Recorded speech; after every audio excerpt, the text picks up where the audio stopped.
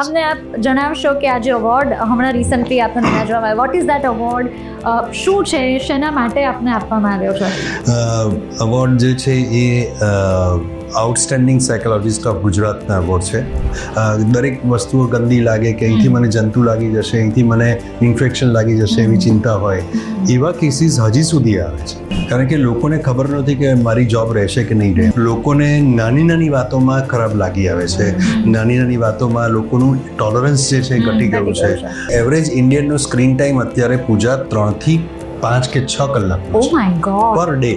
અને રાત્રે સુવો ત્યાં સુધી ઘણાના તો સૂતા હાથમાં મોબાઈલોને સૂઈ ગયા હોય. આવી સ્થિતિ જોવા મળે છે.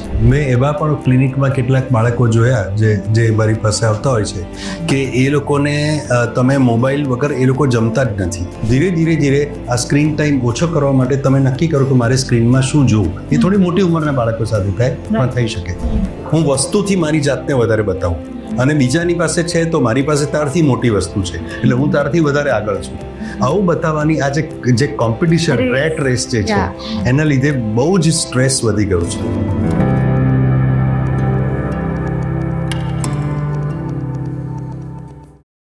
રેડિયો સિટી 91.1 સ્ટુડિયો, અને આજે અમારા સ્ટુડિયોમાં એકચ્યુઅલી તો ગેસ્ટ ન કહી શકાય, ઘરની વ્યક્તિ જેમણે બહુ ઉત્કૃષ્ટ પ્રદાન આપ્યું છે એમના ક્ષેત્રમાં, અને એટલા માટે recently the chief minister of Gujarat Shri Bhupendra Patel અને હેલ્થ મિનિસ્ટર ઋષિકેશભાઈ પટેલના હસ્તે એક ખાસ એવોર્ડથી એમને નવાજવામાં આવ્યા છે.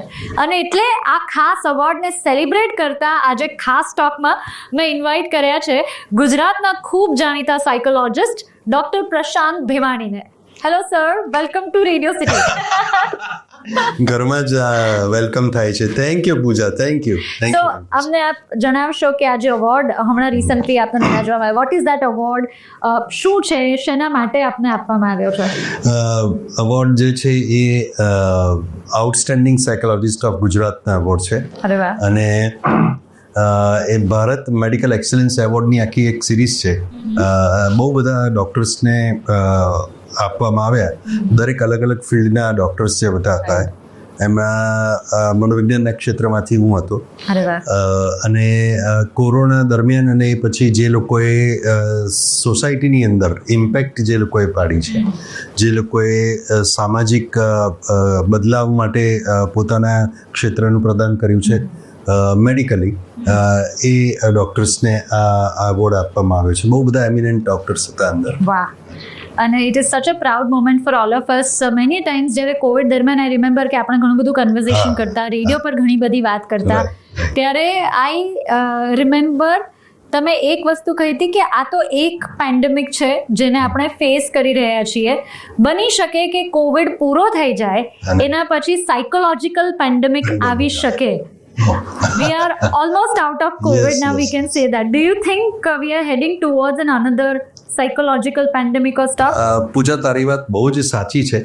કારણ કે જો આપણે જોઈએ તો એ જે પેન્ડેમિક પત્યો પછી એન્ઝાઇટીના કેસીસમાં લગભગ 25% થી 27% જેટલો વધારો થઈ ગયો અને ડિપ્રેશનના કેસીસ પણ વધ્યા થયા. કેટલાક ઓસીડીના ઓબ્સેસિવ કમ્પલ્સિવ ડિસઓર્ડરના કેસીસ પણ વધ્યા હતા. કારણ કે ઓસીડીમાં આપણે જાણીએ છીએ એવું હોય કે દરેક વસ્તુઓ ગંદી લાગે કે અહીંથી મને જંતુ લાગી જશે, અહીંથી મને ઇન્ફેક્શન લાગી જશે એવી ચિંતા હોય. એવા કેસીસ હજી સુધી આવે છે કે મને ઇન્ફેક્શન ક્યાંકથી લાગી જશે. આમ પણ પહેલાં એવા હતા કેસીસ, પણ એમાં ખૂબ વધારે થયો. એટલે આખી દુનિયામાં આ આંકડો જે છે એ બહુ જ વધી ગયો અને દરેક લોકોને એવી બીક મનમાં ઘૂસી ગઈ કે ક્યાંકથી ને ક્યાંકથી અમને કંઈક થઈ જશે. તો હવે એના લીધે આપણે જાણીએ છીએ કે રિવેન્જ ટુરિઝમ પણ વધ્યું. એવી રીતે લોકોના મનની અંદર સાયકોલોજીકલ ઇન્સિક્યોરિટી પણ ખૂબ વધી ગઈ. અને એ પેન્ડેમિક હજી પણ ચાલુ છે, એની અસરો ચાલુ છે. અને એમાં પાછો HMP વાયરસ આવ્યો એટલે એ કદાચ એને થોડું વધારે અત્યારે પાછો એક ધક્કો મળ્યો આગળ વધવાનો. એટલે તારી વાત સાચી છે ને બહુ સરસ તે યાદ રાખ્યું. I was about to say that કે આમાં પાછું HMPV આવ્યો અને એમાં લોકોને એમ લાગે છે. તો I spoke to a doctor again. જેમણે કહ્યું કે મોટા ભાગના ભારતીયો આને લઈને ઇમ્યુન છે, કારણ કે આપણે ત્યાં પેલા બહુ સ્ટ્રિક્ટ રૂલ્સ કોવિડ પછી નહોતા.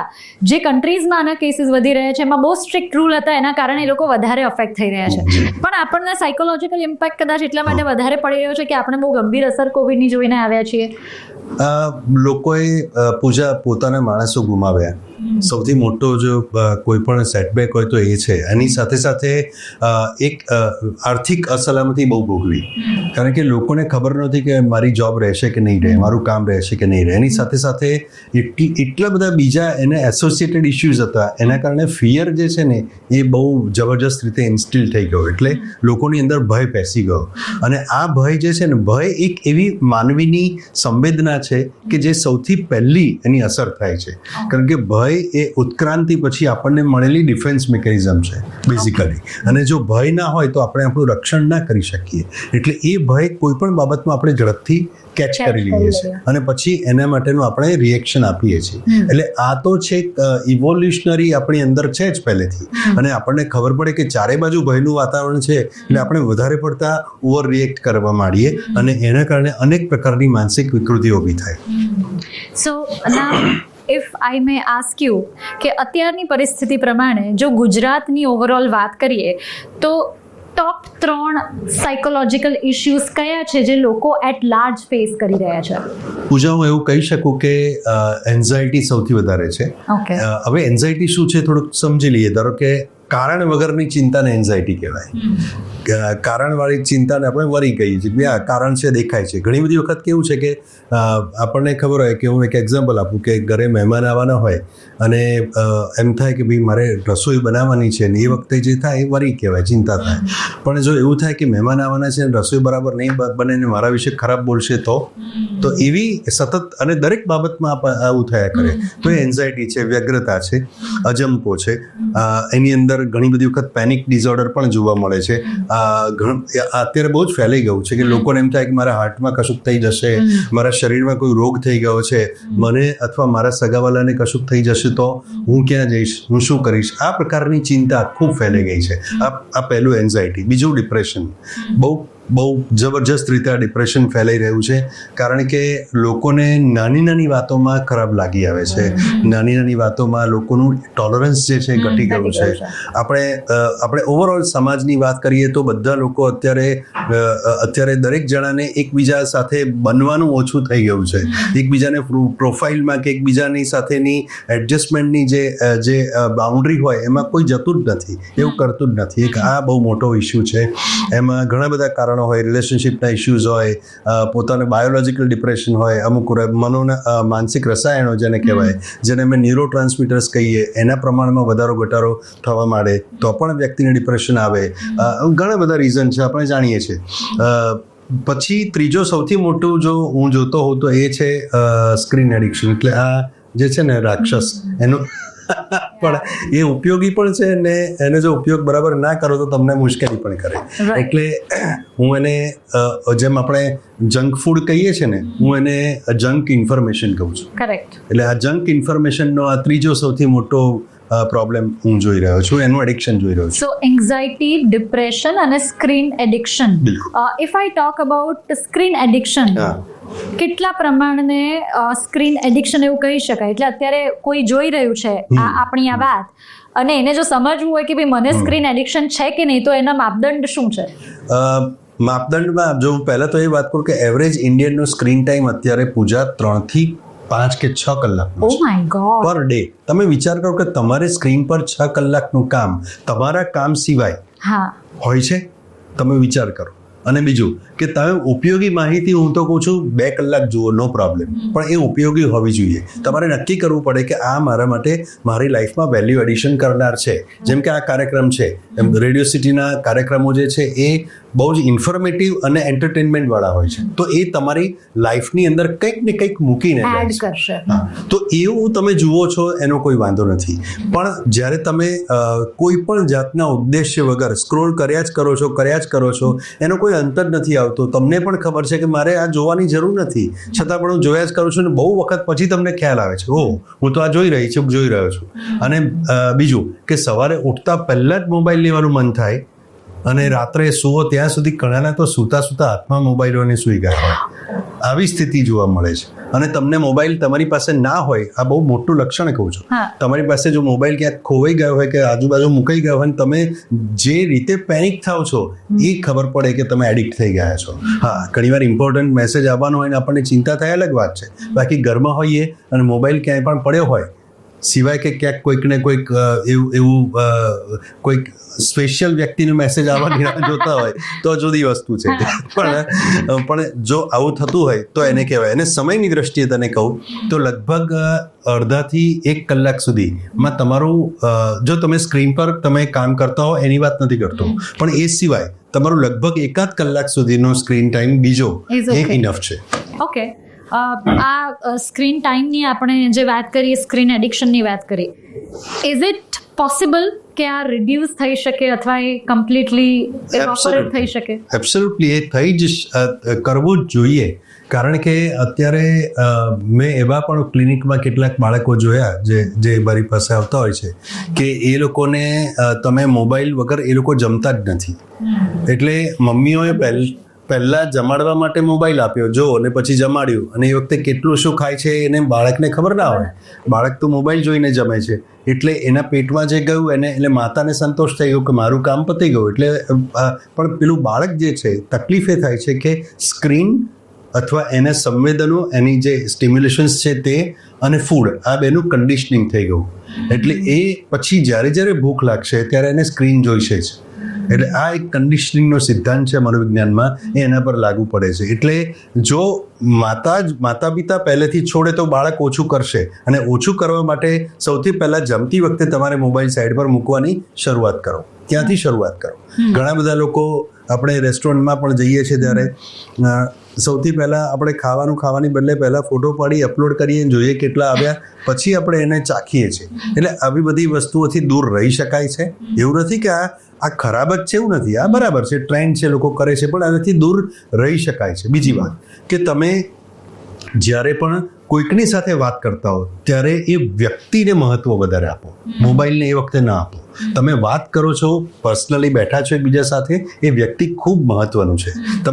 તમે મોબાઈલ મહત્વનો એ વખતે નથી, સિવાય કે તમારે બહુ જ કોઈ ઇમરજન્સીમાં ફોન આવવાનો હોય, તમને ખબર હોય, તમે વચ્ચે ચોક્કસ લો, એમાં કોઈ વાંધો નથી. પણ તમે અહીંયા મેસેજ જોયા કરો, સામેની વ્યક્તિ બોલ્યા કરે, એના જેવું ઇન્સલ્ટ બીજું કોઈ નથી. આવું ન કરો. આવી ટેવ પાડો, તમે ટેવ પાડો, તમારા ઘરના બાળકોને ટેવ પડશે. અને ઘરમાં એક નિયમ બનાવો કે આટલા કલાકથી વધારે આપણે મોબાઈલ નથી વાપરવાનો. આ શક્ય છે, આવું બનેલું છે.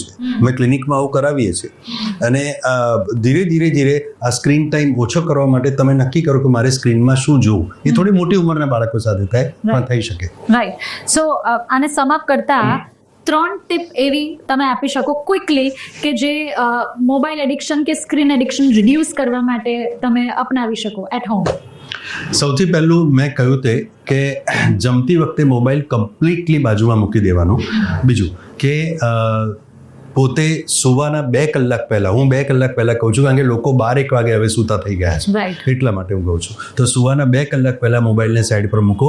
અને સવારે તમે જ્યારે મોબાઈલ પહેલો હાથમાં લો છો ત્યારે એ પહેલાં તમે પોતે બ્રશ કરીને, નાસ્તો કરીને, નાહી ધોઈને ચોખ્ખા થયેલા હોવા જોઈએ.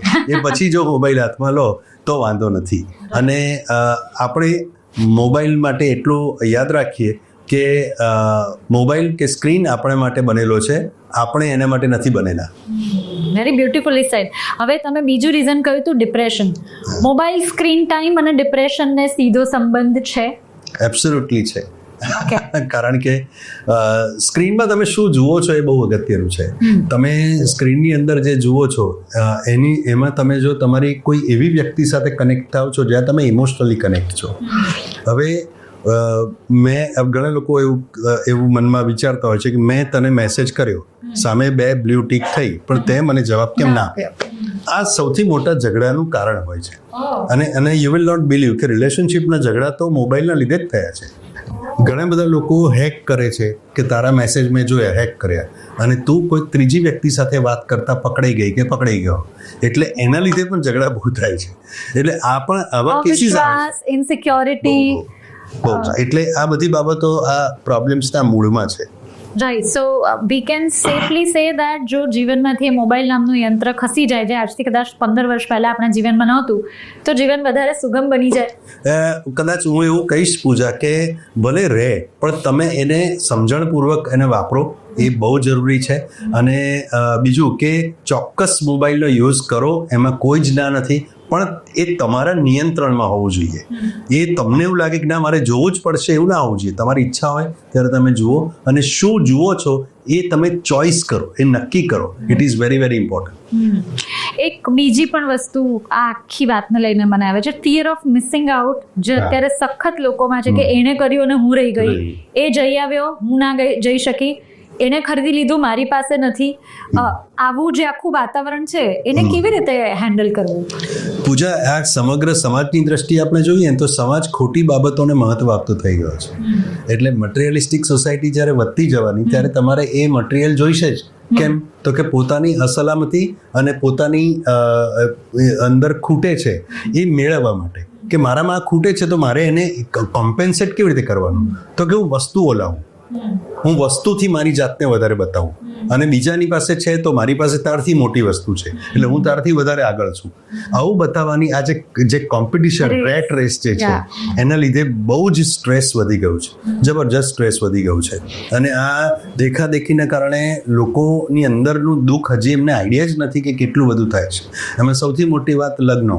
આપણે લગ્નો જોઈએ તો લગ્નોની અંદર દેખાદેખીમાં કેટલું બધું થાય છે. બહુ ઓછા લોકો આનંદ કરતા હોય છે. ખરેખર જો પૂજા આમ વાત કરીએ આપણે તો લગ્ન એ હવે આનંદ કરવા માટે નથી રહ્યો, પણ એક ઇવેન્ટ થઈ ગયો છે. ઇવેન્ટ મેનેજમેન્ટ કરો એટલે લગ્ન પૂરા. એટલે ખરેખર કેવું હતું કે એ માનવીય સંવેદનાની વાત છે, એ આનંદની વાત છે, અને લોકો ત્યાંથી દૂર થતા ગયા. તો મટીરિયલિસ્ટિક જો વર્લ્ડથી થોડાક આપણે પ્રકૃતિ તરફ થોડા જઈએ તો ચોક્કસ માનસિક શાંતિ માટે બહુ મોટી વાત થાય. અને જો પ્રકૃતિની વાત કરું તો એક મને વાત અત્યારે યાદ આવે છે, કદાચ આપણે વાત કરી હશે પહેલાં, મને યાદ નથી, પણ જાપાનની અંદર સ્ટ્રેસ માટે છે ને એક થેરાપી છે, એનું નામ છે ફોરેસ્ટ થેરાપી. એટલે તમે ફોરેસ્ટમાં જઈ અને ઝાડને વળગો અને ઊંડા શ્વાસ લો થોડી વાર, એટલામાં જ તમારો સ્ટ્રેસ ઘટી જાય છે. ને એ જંગલની જે સુગંધ જે છે એ જ જુદા પ્રકારની હોય છે. એટલે શહેરીકરણે આપણને બહુ જ તકલીફ આપી છે, એમાં આપણે એનો ડિનાય ન કરી શકીએ. તો વચ્ચેનો રસ્તો શોધીએ, જેટલું બને એટલું આપણે પોતાની જાત સાથે રહીએ, માણસો સાથે રહીએ અને પ્રકૃતિ સાથે રહીએ. આપણે વાત કરીએ છીએ અને મોબાઈલની દુનિયાની, ઇન્ટરનેટ, સોશિયલ મીડિયાની દુનિયાની વાત કરીએ છીએ. I want also talk about parenting. ઇન્ટરનેટના જમાનામાં, એઆઈના જમાનામાં, સ્ક્રીનના જમાનામાં parenting has become more difficult. Do you agree with that? Absolutely difficult થયું છે, કારણ કે કોવિડ પછી લોકોએ સ્ક્રીન આપવો જ પડ્યો બાળકોને. એટલે એવું થયું પૂજા કે એ વખતે કેટલાક છોકરાઓને સ્ક્રીન નહોતું ગમતું. ખરેખર શરૂઆતમાં એવું હતું. ત્યારે એ સ્ક્રીનથી દૂર રહેવા ટ્રાય કરતા હતા છોકરાઓ, પણ જબરદસ્તી સ્ક્રીનની ટેવ પડી એટલે હવે છૂટતી નથી. અને પેરેન્ટિંગના ઇસ્યુમાં એવું થયું કે હવે બાળક સ્ક્રીનમાં શું જોવે છે એ મા બાપને બહુ ખબર હોતી નથી.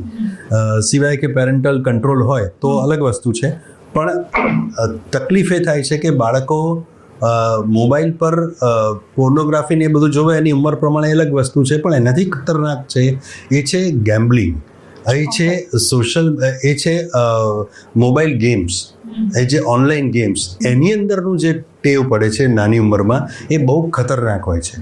અને કોઈ પણ ટેવ છે એ બધી જ ટેવ છે વ્યક્તિના પોતાના વ્યક્તિત્વ અનુસાર પડે છે.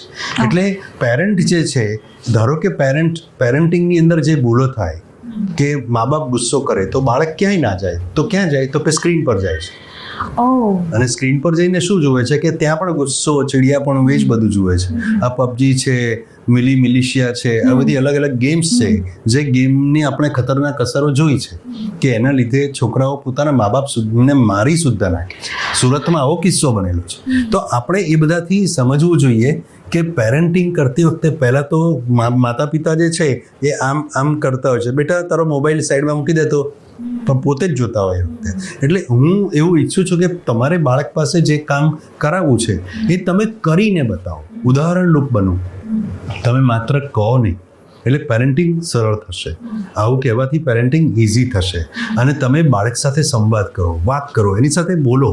એની સાથે બહુ બધું બોલવાની જરૂર છે. બાળકના બહુ બધા સવાલ હોય છે, તમને અઢળક સીધા આડકતરા ન ગમે તેવા બહુ જ બધા સવાલો પૂછશે. ક્યારેક કંટાળી જશો કે આ ક્યાં આ બધું, પણ એ બધો એનો ભાગ છે, ડેવલપમેન્ટનો ભાગ છે. અને એ બાળકની અંદર રહેલી અલગ અલગ ક્ષમતાઓ ખુલી રહી છે. જેમ કે અલગ અલગ પ્રકારની ઇન્ટેલિજન્સ હોય છે, જેને અમે તાર્કિક બુદ્ધિ કહીએ છીએ. ઘણીવાર સ્પાશિયલ ઇન્ટેલિજન્સ એટલે જગ્યાની પણ એને ખબર પડે, એરિયાની ખબર પડે, એ બધી છે. બહુ બધી પ્રકારની શાબ્દિક ઇન્ટેલિજન્સ છે. આ બધી અલગ અલગ પ્રકારની વર્બલ ઇન્ટેલિજન્સ જેને કહીએ છીએ. આ બધી પ્રકારની અલગ અલગ બુદ્ધિ બાળકની અંદર ખીલતી હોય છે.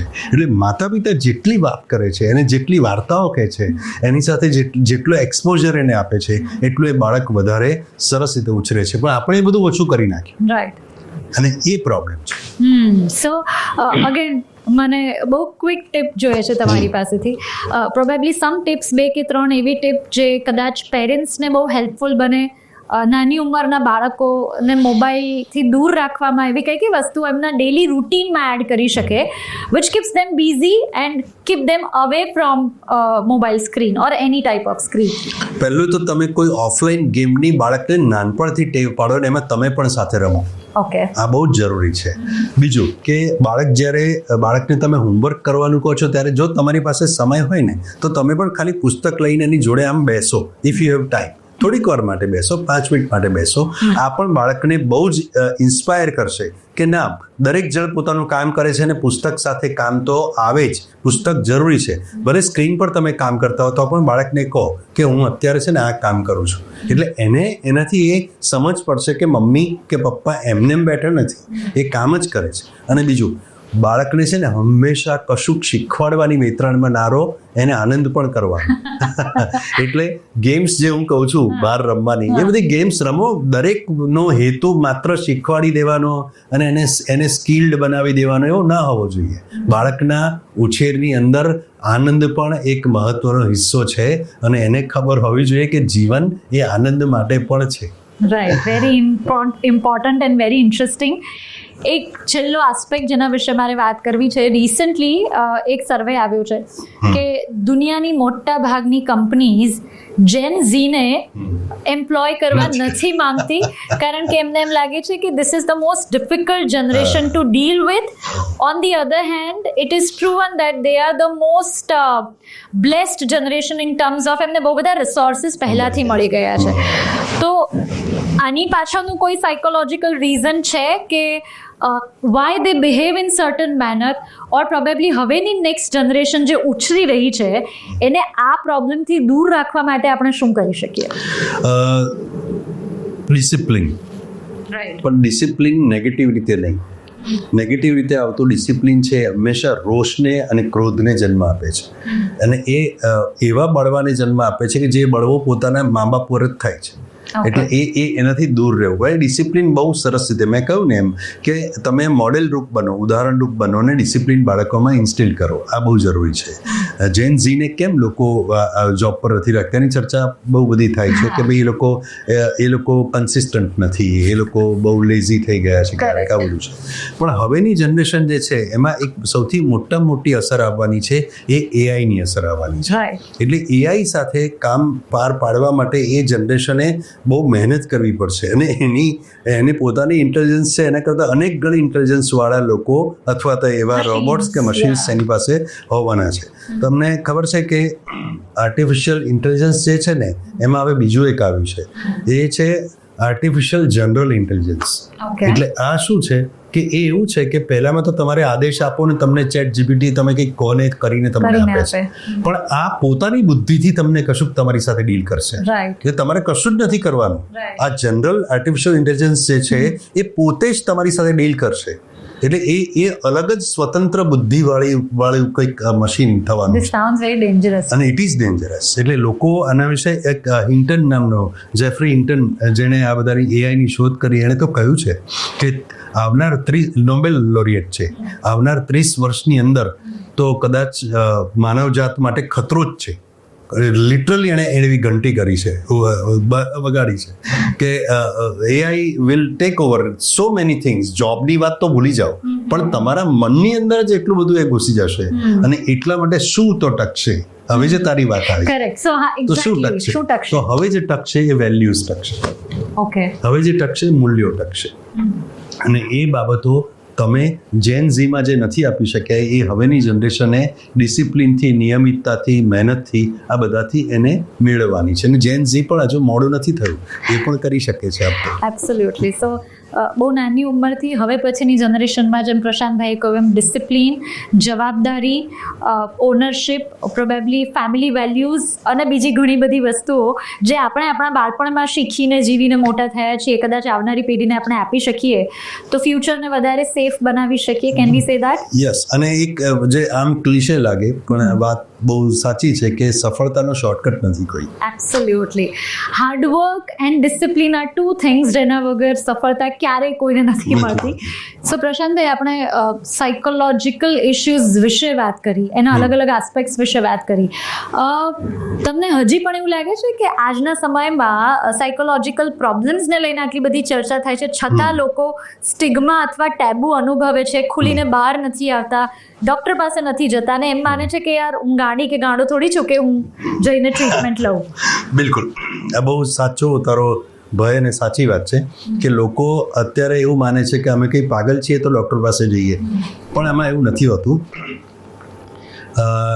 બહુ મોટા જે પ્રોબ્લેમ છે, ધારો કે સ્ક્રિઝોફેનિયા કે એ બધા જે પ્રોબ્લેમ છે કે સાયકોસિસ છે, ખાસ કરીને મેઇન સ્ક્રિઝોફેનિયાની વાત કરું તો એ જેને લોકો સાદી ભાષામાં પાગલ કહે છે, અમે નથી કહેતા પણ એ શબ્દ ના વપરાય, પણ છતાં પણ એ વસ્તીના 1-2% લોકોને જ હોય છે.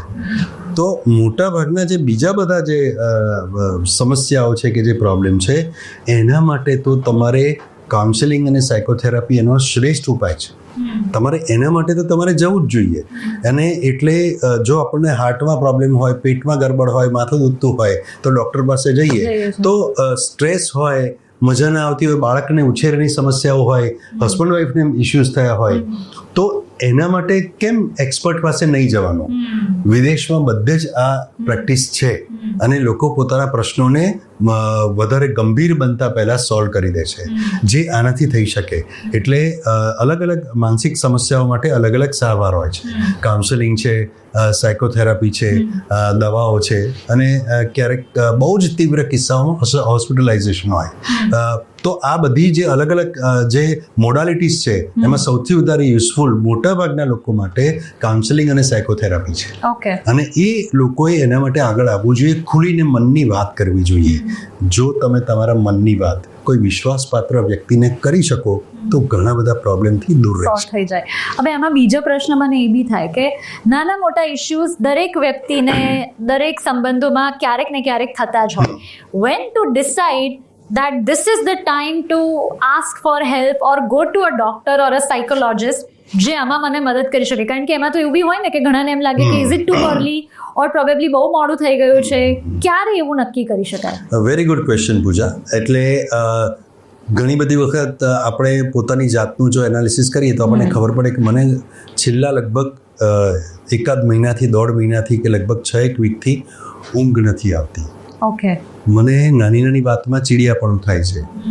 પહેલાં જે બાબતમાં મજા આવતી હતી એ બાબતમાં હવે મજા નથી આવતી. આવું પોતે સમજી શકે પોતાની જાતને. આજુબાજુવાળા કહે કે ભાઈ તમે પહેલાં આટલું હતું ને હવે કેમ આવું છે? જો એ ટેમ્પરરી હશે તો થોડોક સમય પતે એટલે જતું રહેશે, એ તમને પોતાને ખ્યાલ આવશે. પણ જો એ સતત રહે, તમારા પ્રયત્ન કરવા છતાં તમે એને દૂર ન કરી શકો, પછી તમારે એ સમજવું જોઈએ કે હવે મારે હેલ્પ લેવા જવું જોઈએ. અને બીજું કે ખાસ તો 2 રીતે વ્યક્તિ એબનોર્માલિટી તરફ જઈ શકે. એક સ્વની દ્રષ્ટિએ અને બીજું સમાજની દ્રષ્ટિએ. એટલે તમને પોતાને જ અંદરથી ખબર પડે કે મારું કંઈક બરાબર નથી, અને સતત મને મજા નથી આવતી. હું થોડોક ટાઈમ મજા ના આવે ને પાછું સરસ થઈ જાય તો બહુ ચિંતા નહીં કરવાની. આવું બધાને થાય. અપડાઉન તો થોડા થયા કરે. એટલે કે દરેક માનસિક તકલીફવાળા નથી, દરેક જણે દોડવાની જરૂર નથી ડૉક્ટર પાસે, રાઈટ? પણ જો તમે એને પ્રયત્ન કરવા છતાં દૂર નથી કરી શકતા દેન યુ શુડ કન્સલ્ટ. એટલે આ વાત આપણે સમજ. તો આ સ્વની દ્રષ્ટિએ થયું. સમાજની દ્રષ્ટિએ, સમાજની દ્રષ્ટિ, ધારો કે તમારું વર્તન, તમે માની લો કે બેસણામાં જાઓ છો રાઈટ, અને બેસણામાં જાઓ છો ને તરત જોક ક્રેક કરવા માંડો, જોક કહેવા માંડો, આજુબાજુને બહુ અસાહસ કરવા માંડો, તો એ વિચિત્ર વર્તન છે. રાઈટ, તમે જે જગ્યાએ એપ્રોપ્રિએટ વર્તન કરવાનું છે વર્તન તમે નથી કરતા, તો આ એપ્રોપ્રિએટ બિહેવિયર નથી, તો લોકો તમને કહેશે કેમ આવું કરે છે. ઘણી બધી વખત કેટલાક લોકો જે યુફોરિક હોય, કે જે લોકો મેનિયાના સ્ટેજમાં હોય, એ લોકો એવા હોય કે બધાની વચ્ચે આવે ને એમ થાય કે હું પ્રધાનમંત્રીને ફોન કરી દઉં છું, મને ઓળખે છે, તમે કેમ છો, વધારે પડતું બોલવા માંડે, આવું બધું કરવા માંડે. સામાન્ય રીતે આ વ્યક્તિ એવું ના હોય, એકદમ જુદું વર્તન કરવા માંડે, તો આ મેનિક ફેઝમાં છે, જેને બાયપોલર મૂડ ડિસઓર્ડરનું એક સ્ટેજ કહેવાય. તો એવા સંજોગોમાં લોકો ઓળખી શકે, લોકો ઓળખી શકે કે આ વ્યક્તિ પહેલા બધાને મળતી હતી પણ હવે રૂમમાં જ ભરાયેલી ના છે. એટલે એ સમાજની દ્રષ્ટિ, આ એબનોર્મલ બિહેવિયર. રાઈટ. સો આવા કિસ્સાઓમાં you can decide when to go to a doctor. So, well, thank you very much, Prashant Bhai. ખૂબ મજા આવી પૂજા. conversation. Most welcome for having me. Thank you.